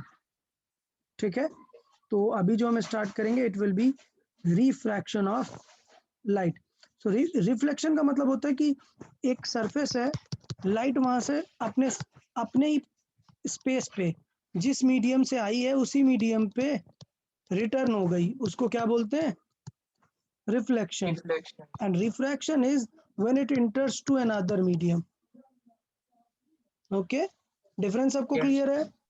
हाँ If it comes back to the same medium, it is reflection. If it goes to another medium, it will be refraction. So चलें स्टार्ट करते हैं। Refraction of light, refraction of light. Okay यार, refraction of light समझने से पहले हमें थोड़ा सा एक चीज समझनी चाहिए। एक प्रॉपर्टी है कि हमें अभी क्या करना है, किसी दूसरे मीडियम में एंटर करना है। तो अगर दूसरे मीडियम में एंटर करना है तो हमें इस मीडियम के बारे में कुछ पता होना चाहिए कि यार ये मीडियम क्या है। लेट्स से ये मीडियम ग्लास है, तो ग्लास का हमें क्या पता होता है, थोड़ा सा डेंसिटी के बारे में पता होता है ना। हाँ सर। डेंसिटी हमें पता होगा तो हम बता सकते हैं कि यार ये ग्लास है, सॉलिड है बहुत।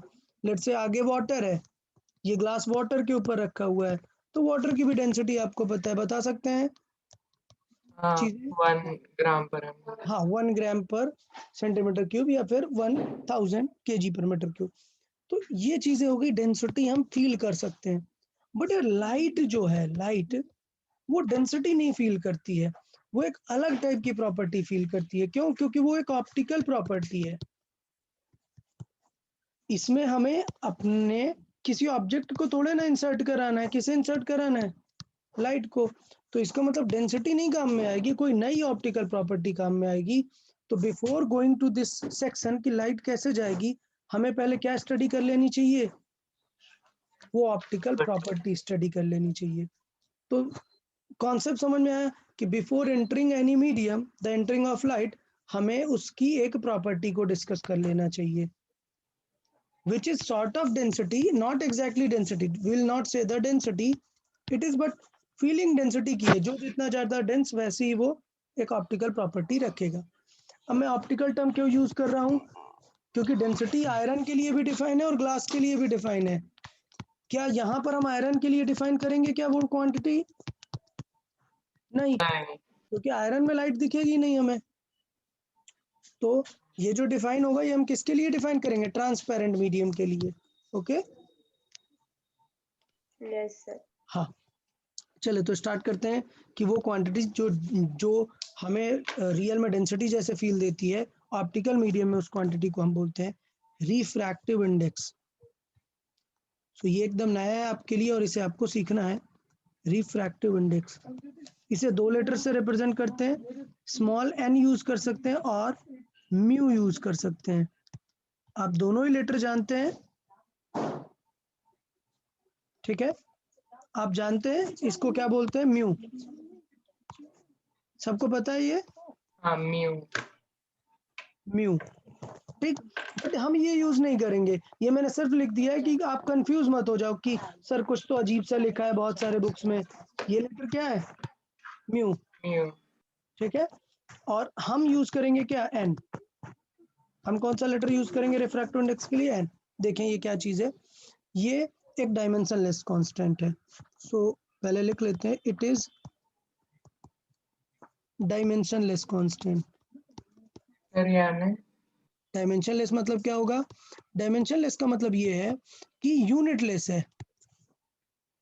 सो डायमेंशनलेस का यहाँ पर मतलब है यानी हम उसे MLT वगैरह के टर्म्स में एक्सप्रेस एमएलटी के टर्म्स में नहीं एक्सप्रेस कर सकते हैं, ठीक है। तो ये एक यूनिटलेस क्वांटिटी है। तो यूनिटलेस क्वांटिटी है तो आपको पता होगा कि यूनिट कैसे डिसअपेयर हो सकती है। सोचो अगर मैं डिस्टेंस को डिस्टेंस से डिवाइड कर दूं तो यूनिट क्या बचेगा? कुछ नहीं, हाँ। मीटर मीटर कट हो जाएगा। तो इसका मतलब ये होगा कि ये एक टाइप का क्या है? रेशियो है। तो देखें कैसे डिफाइन होता है, लिख देते हैं, it is the ratio of speed of light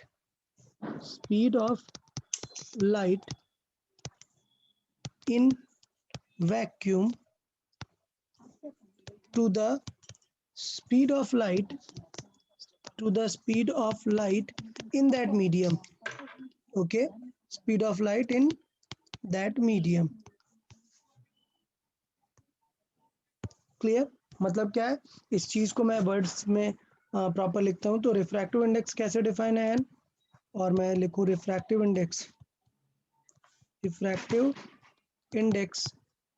so refractive index N, और मैं सिंपल वर्ड में आर आई लिख देता हूं इसे।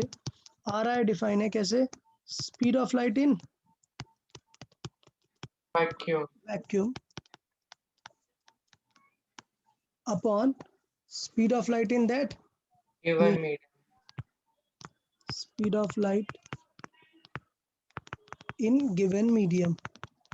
इसका मतलब ये है कि हम रिफ्रैक्शन वगैरह देखने से पहले ये देखेंगे कि उस मीडियम में लाइट की स्पीड क्या है, उसके अकॉर्डिंग हम डिफाइन करेंगे कि किस टाइप में रिफ्रैक्ट होने वाली है लाइट रेज, ठीक है। तो अगर इसको हम लेटर वाइज लिखें तो रिफ्रैक्टिव इंडेक्स को एन से रिप्रेजेंट करते हैं, स्पीड ऑफ लाइट को सी से, और नॉर्मल किसी मीडियम में स्पीड ऑफ लाइट को किससे रिप्रेजेंट करेंगे? वी से। तो देख रहे हो ये भी मीटर पर सेकेंड, ये भी मीटर पर सेकेंड, दोनों क्या होंगे? कट हो गए। तो ये क्या हो जाएगा? यूनिटलेस हो जाएगा। ओके सबको? तो ये क्या हो जाएगा? यूनिटलेस। यहां तक सबको समझ आया? कोई डाउट इसमें किसी को? अच्छा नहीं अब सर। बताओ, स्पीड ऑफ लाइट तो सबसे ज्यादा वैक्यूम पे ही होती है ना? सी की वैल्यू कितनी होती है? 3 × 10⁸ मीटर पर सेकेंड। और बाकी सारे मीडियम में क्या होगी? कम होगी। क्लियर? तो इसका हाँ। मतलब क्या होगा कि स्पीड सारे मीडियम पे अलग अलग होगी। तो रिफ्रैक्टिव इंडेक्स क्या आएगा सबका? सब अलग अलग आएगा।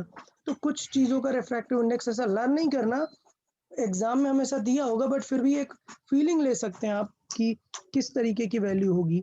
तो speed of light in other medium will be lesser. तो अगर मैं बात करूं यहाँ पर refractive index of let's say vacuum, so vacuum का रिफ्रैक्टिव इंडेक्स कितना हो जाएगा बताओ? 1. 1 हो One. जाएगा, क्योंकि भाई मीडियम वैक्यूम ही है। अगर मैं बात करूं एयर का, तो एयर देखो वैक्यूम से थोड़ा ही डेंस मानेंगे ना, एयर भी तो बहुत रेयर ही होती है ना, ठीक है। तो V की वैल्यू बहुत ज़्यादा कम नहीं होती है, तो जो वैल्यू है एयर के N की वो नियरली सेम होती है, इट इज़ 1.0023। तो हम इसे अप्रोक्सीमेटली क्या मानेंगे? 1। तो अगर मैं बोलूँगा कि देखो एयर में लाइट जा रही है, तो अभी भी मैं स्पीड क्या लिखूंगा? ये। अदरवाइज मैं अगर आपसे पूछूं कि डिफरेंट मीडियम में स्पीड चाहिए लाइट की, तो V कैसे लिख सकते हैं? N into C. Clear? N बताएगा कि उस मीडियम में लाइट कितने, sorry, V is equal to क्या होगा? C by N। N decide करेगा कि उस मीडियम में लाइट की स्पीड कितनी रहने वाली है। ओके? Yes. तो एयर में हम नियरली सेम मानेंगे, इसलिए कोई टेंशन नहीं लेनी है। फिर एयर के बाद बात करते हैं ग्लास की। देखो बहुत सारे टाइप के ग्लास होते हैं, मतलब ग्लास क्या फिक्स है क्या? नहीं, बहुत सारे टाइप के ग्लास है। लेट्स वाटर देखते हैं, वाटर तो फिक्स है। वाटर की क्या होगी? एयर से थोड़ा डेंस है तो वैल्यू थोड़ी सी ज़्यादा होती है, इट इज़ 1.33। तो कुछ याद आ रहा है? 1.33 बहुत ही सिंपल और एक फेमस नंबर है, क्या? 4/3। हाँ. क्लियर? एग्जाम में दिया होगा बट आप याद रखोगे तो फिर आपके लिए ही थोड़ा सा बेनिफिट रहेगा। Let's say N of glass, बहुत वैरायटी के ग्लास होंगे, बट जो स्टैंडर्ड ग्लास होता है उसका होता है कितना? 1.5। ठीक है। Yes. डायमंड का कितना होता है? डायमंड का बहुत ज़्यादा नहीं होता, मतलब डायमंड का ज़्यादा है, एक्चुअल में बहुत ज़्यादा है, 2 point something. 2 पॉइंट समथिंग है, 2.4 के अबाउट होता है। ठीक, तो हमें डायमंड की उतना की भी ज़रूरत नहीं पड़ेगी, अगर होगा तो हमें क्वेश्चन पे दिया रहेगा। ठीक है, तो ये चीज़ हो गई। अच्छा, अगर हम देखें तो अभी कोई भी मटेरियल ऐसा नहीं है जहाँ पर लाइट की स्पीड क्या हो जाए? फास्ट हो जाए। अगर लाइट की स्पीड फास्ट हो गई वैक्यूम से भी, तो क्या होगा वहाँ पर? N की वैल्यू क्या होगी? 1 से कम हो जाएगी। तो ऐसे मटेरियल अभी स्टेबल कोई भी बनाया नहीं हुआ है, बट ऐसा एक आर्टिफिशियल मटेरियल बनाया हुआ है, तो मैं यहाँ पर लिख देता हूँ आपको। सर जहाँ वैक्यूम से भी फास्ट हो जाती है स्पीड, राइट? हाँ, वो रीज़न एक्चुअली लाइट फास्ट नहीं होती है, लाइट की अदर प्रॉपर्टीज बदल जाती हैं। ठीक है, तो उसके वजह से N तो वैसा नहीं होता कि 1 से कम है, लाइट फास्ट नहीं होती है, प्रॉपर्टीज बहुत बदल जाती हैं। मतलब सपोज एक नॉर्मल मटेरियल है, वो लाइट अगर ऐसे गई तो वो लाइट को ऐसे पास करा देगा, वो मटेरियल लाइट को ऐसे बेंड करा देगा। ठीक है, तो इसका मतलब ये स्पीड ज़्यादा चेंज नहीं होगी, वैल्यू वाइज 1 से कम नहीं होगी, साइन लेकिन उल्टा हो सकता है। ठीक है, तो ये एक चीज़ आपको एज अ पॉइंट याद रखना है, यूजुअली N इज पॉजिटिव। ठीक है, मैं थोड़ा सा इसको अप करता हूँ। तो अगर मैं बात करूँ यूजुअली, तो यूजुअली जो होता है N क्या होता है? Greater than 1। क्लियर? बट हाँ sir. For Meta materials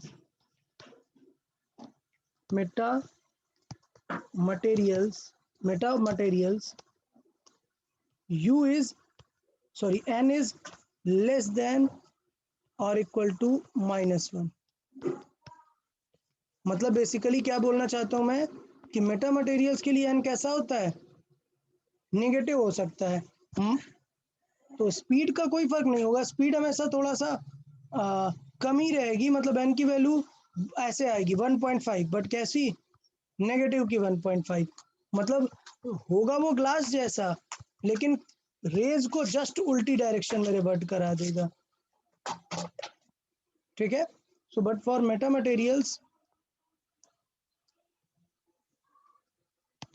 n is negative or refractive index is negative. Clear सबको? Yes, sir. तो ये था हमारा रिफ्रैक्टिव इंडेक्स को लेके चीजें. अच्छा एक और चीज, एक और, कई बार बहुत सारे बुक्स में एक टर्म दिया होता है रिलेटिव रिफ्रैक्टिव इंडेक्स. तो ये तो टर्म आप जानते हैं, रिलेटिव का मतलब क्या होता है फिजिक्स में. रिलेटिव रिफ्रैक्टिव इंडेक्स, सर वो सेम ही होंगे ना सर दोनों? हाँ नहीं, रिलेटिव रिफ्रैक्टिव इंडेक्स मतलब जब मैं दो मीडियम को पास पास ले आऊं, लेट से मैं वाटर के ऊपर ग्लास रख दूं, समझ गए? तो फिर मुझे ग्लास का क्या देखना पड़ेगा, नीचे अब एयर नहीं है ना, कौन आ गया, वाटर. तो हम वहां पे क्या देखेंगे, रिलेटिव वाला देखेंगे. तो रिलेटिव मतलब बस क्या हुआ, रेशियो. रिलेटिव मतलब कोई टेंशन थोड़े ना. लेट से मैं लिखूं refractive index of glass with respect to water. समझ आया? तो इसका मतलब क्या हुआ बताओ mathematically, relative. Sir relative index of glass ही होगा फिर से. नहीं, glass with respect to water, मतलब विद रिस्पेक्ट टू का मतलब क्या होता है, डिवाइड देना यार. मतलब ये refractive index of glass By but what? By water. समझ आया रिलेटिव रिफ्रैक्टिव इंडेक्स का मतलब? Yes. हाँ सर. हाँ. अच्छा रिप्रेजेंटेशन कैसा होता है इसका, रिप्रेजेंटेशन देखें, बुक्स में दो तीन टाइप के रिप्रेजेंटेशन होते हैं. देखो इनडायरेक्टली ये रिफ्रैक्टिव इंडेक्स किसका है तो ग्लास का ही ना, बस किसके रेस्पेक्ट में, वाटर के रेस्पेक्ट में है. हाँ, तो इसका मतलब इसको लिखने का पैटर्न होगा, देखेंगे अच्छे से ध्यान दें. This is the refractive index of glass, ऐसे हम लिखते हैं, but it is with respect to water, तो वाटर को इस तरफ लिख देते हैं. समझ आया? ओके. और कुछ बुक्स में इसको ऐसे भी लिखते हैं, ये रिफ्रैक्टिव इंडेक्स ऑफ ग्लास है but with respect to water है, तो वाटर को इस तरफ लिख दिया. समझ आया? Yes, sir. और कुछ बुक्स में ये भी लिखा होता है रिफ्रैक्टिव इंडेक्स ऑफ ग्लास है ये, but with respect to water लिखना है, मतलब वाटर. यहाँ एट द एंड क्या समझ आया कि ये जो एन के साथ सफिक्स में लगा हुआ है यहाँ पे, यही है कि किसका हमें देखना है. डब्ल्यू अपनी लोकेशन चेंज कर सकता है, बुक टू बुक डिपेंड करेगा. ठीक है, इसका मतलब क्या होगा, कभी भी टेंशन मत लेना. इसका मतलब है रिफ्रैक्टिव इंडेक्स ऑफ ग्लास और refractive index of water. Water. समझ आया सबको? रिलेटिव रिफ्रैक्टिव इंडेक्स एक रिप्रेजेंटेशन है, तो कंफ्यूज मत हो जाए उसके लिए. चले, तो मुझे लगता है यहाँ तक सबको क्लियर होगा, कोई डाउट नहीं है. तो अब बात कर लेते हैं हम लॉज ऑफ रिफ्रैक्शन की. जैसे हमने लॉज ऑफ रिफ्लेक्शन देखे हुए थे, यहाँ पर हम बात कर लेते हैं किनकी, लॉज ऑफ रिफ्रैक्शन की. चले, लॉज ऑफ रिफ्रैक्शन मतलब एक तो लॉज क्लियर है. रिफ्रैक्शन मतलब देखिए, रिफ्रैक्शन मतलब क्या है, जैसे हमने बताया कि सपोज ये एक सरफेस है और यहाँ पर एक मीडियम डिफरेंट है. लेट्स से ये है medium number 1. Clear? Let's say ये मीडियम नंबर 1 और यहाँ पर एक मीडियम नंबर 2. तो रिफ्रैक्शन क्या है, when the light rays इंटर्स from medium 1 और लेट्स से मीडियम 1 पर आए, तो सबसे पहले हम क्या बना देंगे, Normal. नॉर्मल. और रे को जाना चाहिए तो ऐसे, हमें दिख रहा है कि रे को जाना चाहिए था ऐसे, अगर रिफ्लेक्शन होता तो कैसे जाती, इस तरीके से. बट एक्चुअल में क्या होगी, it will deviate from its path. Okay, so let's say deviate हो गई वो कुछ इस तरीके से. समझ आया? तो this will become our incident ray and this will become our refracted ray. Clear? Yes. अच्छा, Yes. तो एक रूल, फर्स्ट रूल जो रिफ्लेक्शन में भी था, फर्स्ट रूल क्या था बताया? First Angle of incidence. Incident ray, अच्छा, all are in the same reflected ray, plane. and normal are in same plane. या, तो अगर मैं फर्स्ट की बात करूं तो फर्स्ट लॉ तो वही है सेम, क्या, incident ray, refracted ray and normal clear? So refracted ray ये all are in same plane. किसी को कोई डाउट इसमें? ये क्लियर है सबको? फर्स्ट लॉ में कोई दिक्कत नहीं है। सेकेंड वाला यार इंपॉर्टेंट है बहुत ही, सेकेंड लॉ पे ही पूरी कैलकुलेशन होने वाली है। सेकेंड लॉ रिफ्लेक्शन में क्या था? सेकेंड लॉ बताएं। Angle of incidence angle of reflection. Exactly, angle of incidence is equal to angle of refraction reflection. But refraction में यार ये नहीं होता है। रिफ्लेक्शन में ये जो सेकेंड लॉ है ये दिया हुआ है स्नेल ने, इसलिए हम इसे स्नेल्स लॉ भी बोलते हैं, स्नेल्स लॉ। सो यूजुअली मैं जब भी कभी यूज करूंगा तो मैं बार बार यही बोलूंगा यूजिंग स्नेल्स लॉ। मैं ये नहीं बोलूंगा सेकेंड लॉ ऑफ रिफ्रैक्शन, क्या बोलूंगा मैं? Using Snell's law. देखें अभी हमें एंगल बना लेना चाहिए, तो ये हो गया हमारा क्या? Angle of incidence. ये क्या हो गया नॉर्मल के साथ? Angle of refraction. रिफ्रैक्शन। तो ये बताओ क्या है इस एंगल को? क्या बोलते हैं हम? डेविएशन। डेविएशन। याद है कि अपने पाथ से कितना बेंट हो जा रहा है, डेविएट हो जा रहा है, that angle is called deviation. इसको भी लिख लेते हैं। अब देखिए रूल क्या है, रूल क्या है? तो रूल देखें, it is the ratio of sine theta matches this refractive index. तो लेट्स से ये मीडियम 1 है, तो मैं इसका रिफ्रैक्टिव इंडेक्स मान लेता हूँ क्या है? n1 है। और मीडियम 2 का रिफ्रैक्टिव इंडेक्स मान लेते हैं क्या है? n2 है। तो देखिए रूल क्या होगा। रूल मैं लिख देता हूँ, स्टेटमेंट पहले लिख देता हूँ फिर समझाता हूँ।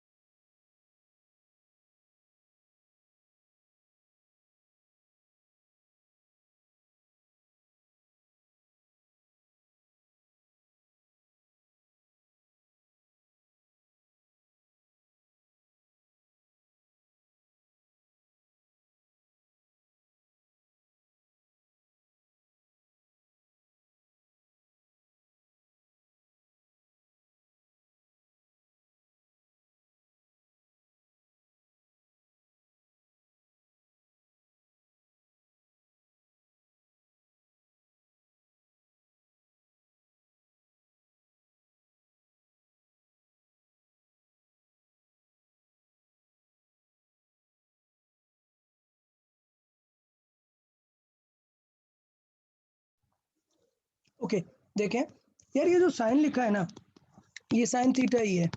क्या होता है जब साइन थीटा को थीटा के साथ लिखते हैं तो सिर्फ SIN लिखते हैं। जब विदाउट थीटा रेफर करना होता है कभी भी तो क्या लिखते हैं? साइन लिखते हैं, ई लगाते हैं। क्लियर है? तो इसका मतलब क्या है? साइन थीटा ही है। अब देखो रीड करो यार, सबको स्टेटमेंट समझ आया कि नहीं? The ratio of sine angle, मतलब देखना क्या लिखा हुआ है? लिखा हुआ है sine incident upon sine refracted. ये क्या होना चाहिए बताओ? पढ़ के बताओ जल्दी से। Refractive index. रिफ्रैक्टिव इंडेक्स किसका? रिफ्रैक्टिंग मीडियम का। किसके साथ? इंसिडेंट। इंसिडेंट के साथ। तो इसका मतलब क्या होगा? देखिएगा मैं यहाँ पे लिख रहा हूँ रिफ्रैक्टिव इंडेक्स हम किसका यूज करेंगे? रिफ्रैक्टिंग मीडियम का।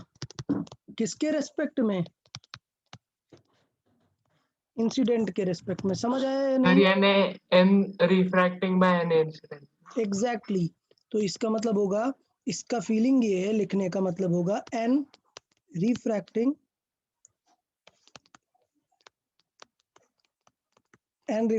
Over n incident. और अगर मैं इतनी ज़्यादा इसको एज अ वर्बल फॉर्मेट में नहीं लिखूं तो सिंपल वे में भी हम इसे कंसिडर कर सकते हैं। कैसे? रिफ्रैक्टिंग को हमने क्या बोल दिया है? जिस मीडियम में जाएगा उसको हमने सेकेंड कंसिडर किया है, मतलब 2 कंसिडर किया है। और जिस मीडियम से आ रहा है उसको हमने क्या कंसिडर किया है? 1 कंसिडर किया हुआ है। मतलब इससे बेसिकली क्या लिखा हुआ है? n2 upon n1। तो तो ये लिख देना भी बेटर ही रहेगा, आपको ऐसा कोई टेंशन लेने वाली बात नहीं रहेगी। ओके, तो हम इस तरीके से भी लिख सकते हैं। तो मैं सिंपल लिखूंगा क्या, sine I over sine R will be what, n2 over n1, और इससे ही क्वेश्चन सॉल्विंग होगी। क्लियर? Yes, बताओ sir. इसमें किसी को कोई डाउट? अच्छा, एक और चीज समझिएगा, बिकॉज हमें पता है कि n proportional to c by V होता है, मतलब 1 बाई वी। तो इसका मतलब ये है कि अगर कभी कभी क्या होता है, रिफ्रैक्टिव इंडेक्स की जगह क्या दे देता है हमें, स्पीड दे देता है। तो स्पीड के टर्म्स में क्या हो जाएगा, साइन आई और साइन आर, बताएं क्या होगा? Is equal to V1 by V2.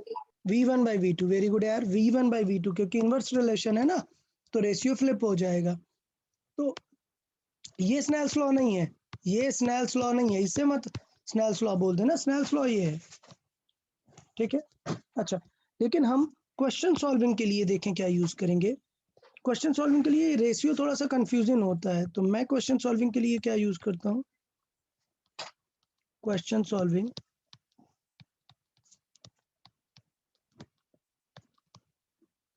हम क्या यूज करते हैं, इसे, ये जो लिखा हुआ है sine I by sine R is equal to n2 over n1, cross multiply करा लेते, तो ये हो जाएगा n1 sine I is equal to n2 sine are.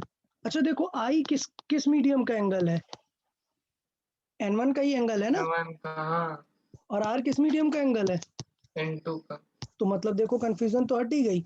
मतलब आपको करना है n इंटू साइन थीटा को हमेशा क्या करना है, कांस्टेंट रखना है, कंपेयर कराते रहना है, जिस भी मीडियम का रिफ्रैक्टिव इंडेक्स उसी मीडियम का एंगल। समझ आया? Yes, sir. हाँ sir. Angle of medium with refractive index n। समझ आया? जिस मीडियम का n उस मीडियम का थीटा। तो कभी कभी एग्जाम क्वेश्चन सॉल्विंग में गलती होगी ही नहीं। क्लियर यार? हाँ, ओके, sir. लेकिन सर। अगर आपसे कोई पूछे स्नेल्स लॉ क्या है, तो ये मत लिख के आ जाना ये स्नेल्स लॉ है क्या, नहीं. नहीं, ये जस्ट क्वेश्चन सॉल्विंग में हमने यूज करने के लिए किया है कि हम कंफर्टेबल रहे सॉल्विंग में।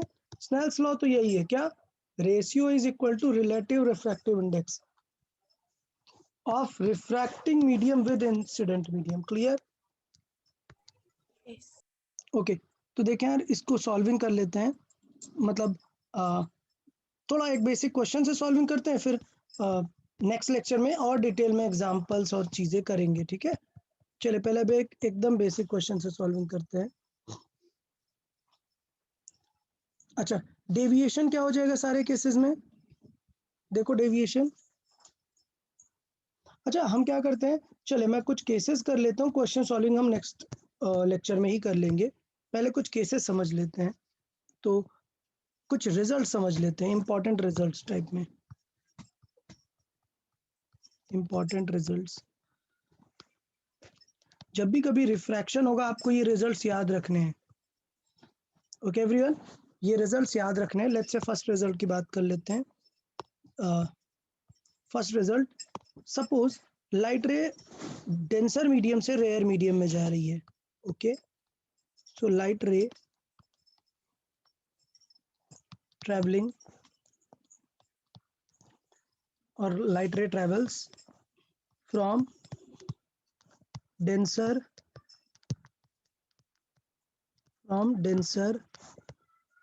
medium to rare। इसका मतलब क्या हुआ, डेंसर का एग्जांपल क्या है, लाइक वाटर, और रेयर का एग्जांपल क्या हो जाएगा, एयर। एयर। तो वाटर से एयर में अगर जा रही है कुछ सिचुएशन, तो क्या हो जाएगा, तो मैं इस तरीके से आपको समझा देता हूँ। सपोज ये है वाटर, और ये, अब वाटर एयर नहीं, किसी भी डेंसर एयर के लिए काम करेगा, ठीक है। वाटर है और ये एयर है, तो ये हो गया क्या, डेंसर। ओके, ये हो गया डेंसर, और ऊपर वाला क्या हो गया, रेयर। अब देखो, सोचो लाइट रे यहां से गई, लाइट रे यहां से इंसिडेंट हुई, तो क्या पहले सबसे पहले क्या बनाएंगे, नॉर्मल बनाएंगे। लाइट रे को जाना चाहिए था ऐसे, बट हमें इसका आर देखना पड़ेगा, आर बताएगा कि क्या होगा। ठीक, अच्छा बताओ इस बार N1 किसे बोलेंगे? N1 मतलब किसे बोलते हैं? वाटर को। इंसिडेंट को, वाटर को बोलते हैं N1। और N2 किसे बोलेंगे? एयर को। Air. N1 ज्यादा है ना N2 से? यस। अच्छा, अभी सॉल्व कर लेते हैं यार। देखो ये हुआ हमारा N1 और ये हुआ हमारा N2। आई और आर लिख लेते हैं जिससे कंफ्यूजन नहीं हो। ये हुआ आई, और लेट से मुझे पता नहीं है बट मैं ऐसे ही बना देता हूँ, मतलब मुझे तो आंसर पता ही है कि क्या होता है, आपको भी याद रखना है। लेट से ये हुआ आर, तो अब मैं प्रूव करना है, मुझे पता है कि आर ज्यादा होगा, इसे मैं यहाँ पे प्रूव करना चाहता हूँ कि आई से ज्यादा होगा। So using Snell's law, using Snell's law क्या होगा? स्नेल्स लॉ यूज करने का तरीका मैंने सिंपल बताया, हम वैसे भी लिख सकते बट मैंने सिंपल बताया। रिफ्रैक्टिव इंडेक्स जिस मीडियम का उस मीडियम का एंगल, तो क्या होगा N1 इंटू साइन आई। दूसरे का रिफ्रैक्टिव इंडेक्स N2, तो फिर कौन सा एंगल यूज करेंगे? आर। क्लियर सबको? अब यस। सोचो हाँ सर. अगर ये वैल्यू बढ़ गई तो इसे कम होना पड़ेगा ना, क्योंकि इनके मल्टीप्लाई को सेम रहना है। It is like suppose multiply 10 है तो मैं इसे बोल सकता हूँ 5 इंटू 2। लेकिन अगर ये कम हो गया, लेट से ये हो गया कुछ 2.5, तो ये क्या हो जाएगा? 4। 4। Or. मतलब अगर ये कम होगा तो इसको ज्यादा होना पड़ेगा। क्लियर?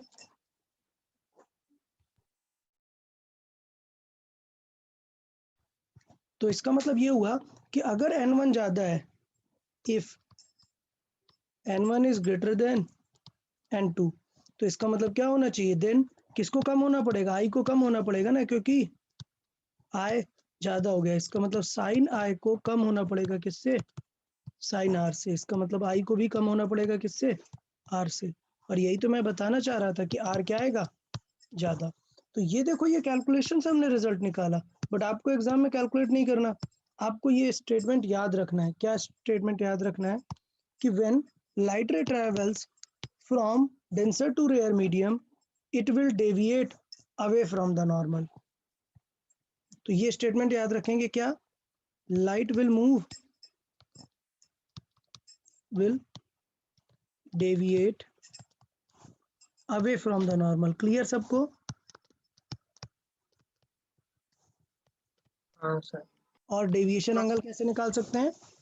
डेविएशन आर माइनस आई, क्या आ जाएगा ये? डेविएशन। समझ आया डेविएशन सबको? हाँ सर. ये तो आर ज्यादा है और ये डेविएशन है हमारा, तो हम आर माइनस आई कर लेंगे क्योंकि ये एंगल तो आई ही होगा ना। ठीक है, ज्योमेट्रिकली तो ये होगा अवे फ्रॉम द नॉर्मल। अब इसे याद करने के लिए मैं आपको सिंपल सा पैटर्न बताता हूँ।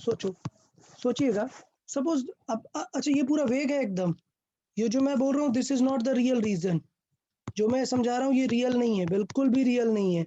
मैं सिर्फ आपको लर्न करने के लिए बता रहा हूँ। Just think about it. Suppose रे फ्रीली आ रही है, रे फ्रीली आ रही थी, एक ओपन एयर में थी। सोचो ग्लास में अंदर जाएगी तो ग्लास तो डेंस होगा ना, मतलब उसको प्रॉब्लम आनी चाहिए ना मॉलिक्यूलर। तो इसका मतलब ये लोग क्या करेंगे? इस रे को कंप्रेस करने का ट्राई करेंगे, तो ये किस तरफ बेंट हो जाएगी? Towards the normal. तो अगर रे रेयर मीडियम से डेंस में जाएगी तो डेंस वाले लोग उसे प्रेशर करके वापस किस तरफ बेंट करा देंगे? नॉर्मल की तरफ। और अगर मैं उल्टा बोलूं कि रे कहाँ से जा रही है? डेंसर से जा रही है, तो डेंसर से जा रही है मतलब ऑलरेडी कॉम्पैक्ट होगी ना वो, तो जैसे ही वो फ्री स्पेस पाएगी तुरंत वाइड हो जाएगी अवे फ्रॉम द नॉर्मल। समझ आया? हाँ सर. हाँ sir. But this is not the reason, actual reason ऐसा नहीं है। क्यों? क्योंकि ये मॉलिक्यूल्स लाइट को कभी डिस्टर्ब नहीं कर सकते हैं, मटेरियल के मॉलिक्यूल्स। ठीक है, लाइट एक वाटर स्ट्रीम थोड़े ना है कि मॉलिक्यूल्स की वजह से ऐसा, ये मॉलिक्यूल्स है यहाँ पर है तो अब प्रॉब्लम हो जाएगी लाइट को, ये लाइट ऐसे चली जाएगी वाटर की तरह, नहीं। ठीक है, सो मॉलिक्यूलर स्ट्रक्चर से उसे कुछ प्रॉब्लम नहीं है, but it is a good explanation at least to learn, at least to remember the things. So मैं फिर से बोलता हूँ, देखेंगे स्टेटमेंट क्या? अगर डेंसर है तो क्या करेगी, रेस को कॉम्पैक्ट करने का ट्राई करेंगे ना मॉलिक्यूल्स। सिर्फ लर्निंग के लिए बोल रहा हूँ, लर्न करने के लिए। क्या स्टेटमेंट है, अगर डेंसर में जाएगी तो कॉम्पैक्ट कर देंगे, मतलब किस तरफ बेंट होगी, नॉर्मल की, towards normal. Towards the normal. और अगर डेंसर टू रेयर जा रही है तो ऑलरेडी कॉम्पैक्टेड चल रही है, जैसे ही फ्री स्पेस जाएगी तुरंत नॉर्मल से वाइड हो जाएगी। क्लियर? ओके, तो जल्दी से हम सेकंड केस को भी लिख लेते हैं, सेकंड पॉइंट को। सेकंड पॉइंट क्या है, फर्स्ट पॉइंट क्या हमने कंसिडर किया है, light travels from denser to rare medium. Let's say second case है light travels from rarer to denser medium। Okay, rarer to denser medium। तो क्या सॉल्व करने की जरूरत है, मैं जस्ट लिख दूं डायरेक्टली, डायरेक्ट लिख सकते हैं यहाँ पे, बताएं। हाँ सर। क्या डेंसर मीडियम है, तो मैं डायरेक्टली लिखता हूँ, मैं अभी प्रूव नहीं करता हूँ इस चीज को, मैं डायरेक्ट यहाँ पे दिखाता हूँ आपको। सपोज ये डेंसर मीडियम है, तो ये लाइट अगर इंसिडेंट हो रही है किसी एंगल पे, सो लॉजिकली से जाना चाहिए था ऐसे, this is incident angle I, but अब ये क्या होगी, it will bend towards the normal, तो it will bend towards the normal. Clear? तो इसका मतलब आर क्या हो जाएगा, अब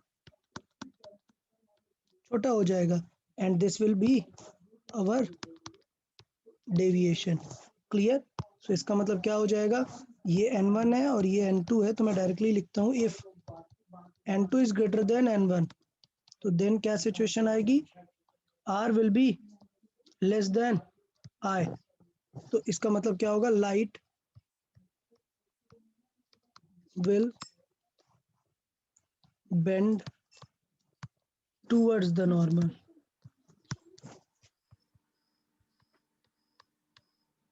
क्लियर? और डेविएशन कैसे निकालेंगे इस बार, I माइनस आर, देख रहे हैं इस बार I ज्यादा है ना ज्योमेट्रिकली, ये पूरा एंगल I था, उससे R हटा देंगे तो डेविएशन आ जाएगा, तो light will bend towards the normal.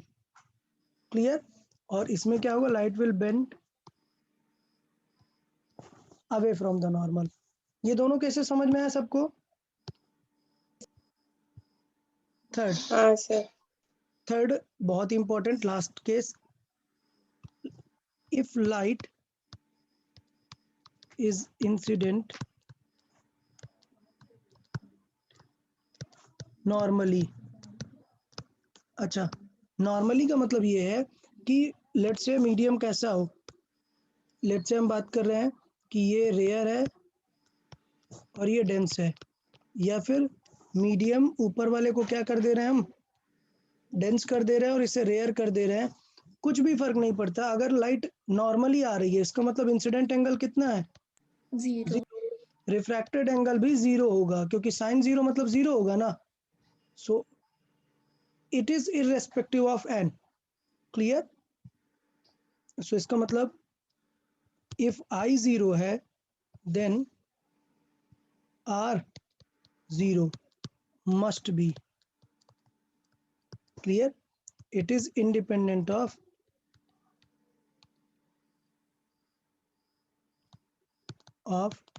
refractive index n से independent होगा। Clear? The light will be undeviated, the light will be undeviated। समझ आया सिचुएशन? अगर I 0 है तो R को 0 होना ही पड़ेगा। इसका मतलब देखो क्या हुआ कि लाइट रे अगर ऐसे एंटर कर गई तो कैसे ही निकल जाएगी, विदाउट डेविएशन। समझ आया? कुछ फर्क नहीं पड़ता कि रेयर टू डेंसर जा रही है या फिर डेंस टू रेयर जा रही है, कुछ भी हो, लाइट अगर नॉर्मली आई है तो हमेशा कैसे निकल जाएगी, नॉर्मली। तो सोचो अगर वो मॉलिक्यूल वाला कोई प्रॉब्लम होता तो अभी भी तो मॉलिक्यूल का प्रॉब्लम आना चाहिए था ना, इसको इधर उधर बेंट होना चाहिए था, बेंट होगी क्या, नहीं। So of course that molecular is not the actual reason. Actual reason we study from wave nature. So from wave nature we studied. मैंने पहले भी शायद बताया आप लोग को ये चीज, ठीक है। तो क्या सिचुएशन होगी हमारे पास अभी कि लाइट रे डेविएट नहीं होगी। तो ये 3 केसेस एज अ रिजल्ट हमें याद रखने। क्या क्या? अगर रेयर टू डेंसर जाएगी, फिर से एक बार याद कर लेते हैं, रेयर टू डेंसर जाएगी, सो क्या सिचुएशन होगा? It will bend towards the normal. Clear? और अगर डेंसर टू रेयर जाएगी, डेंसर टू रेयर, तो normal, it will move away from the normal. समझ आ गया? और अगर नॉर्मली जाएगी तो हाँ सर। ओके। चलिए, तो आज के लिए यार इतना काफी रखते हैं। कुछ भी डाउट रहे तो आप बता सकते हैं। Okay okay then, bye bye everyone. Bye. Bye bye bye sir. Bye bye.